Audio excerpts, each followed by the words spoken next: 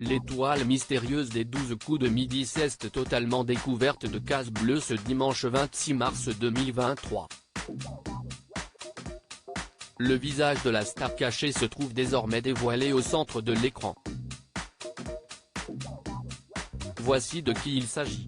Une nouvelle étoile mystérieuse est en jeu depuis le 27 février 2023 et la découverte du journaliste Pierre Lescure par Florian, l'ancien maître de midi.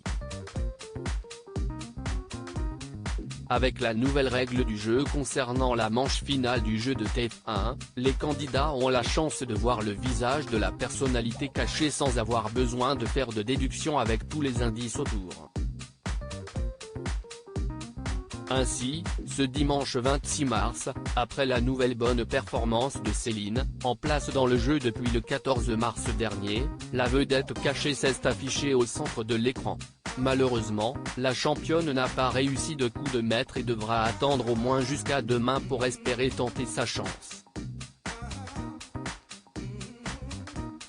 Les 12 coups de midi, un grand acteur et réalisateur français se cachait derrière l'étoile mystérieuse au centre de l'image. Le visage de la star cachée est apparu et il s'agissait d'Albert Dupontel. Philippe Guillaume, de son vrai nom, est né en 1964 à Saint-Germain-en-Laye dans les Yvelines.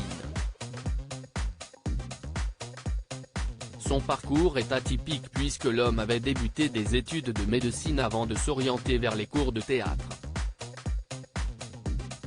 Après des années passées sur les planches, il se fait connaître auprès du public pour son rôle de dans Un héros très discret de Jacques Audiard, en 1995. Une participation qui lui a valu une nomination au César du meilleur second rôle masculin. Il alterne ensuite entre plusieurs registres, aussi bon interprète de comédie que de drame. Devenu réalisateur, il glane même un César du meilleur scénario en 2014 pour 9 mois ferme aux côtés de Sandrine Kiberlin. Les 12 coups de midi, à quoi se rapportaient les indices? Avant qu'ils n'apparaissent à l'écran, plusieurs indices étaient mis à la disposition des concurrents. En toile de fond, le décor représente l'Irlande et le célèbre lac du Connemara. Si est-il là-bas que l'acteur a tourné le film 2 jours à tuer réalisé par Jean Becker. En haut à droite, la blouse blanche fait référence à ses années passées à la faculté de médecine. En haut à gauche, l'avion est le symbole de la passion qu'aime chrétien Albert Dupontel pour l'aviation. Petit, il assemblait les maquettes.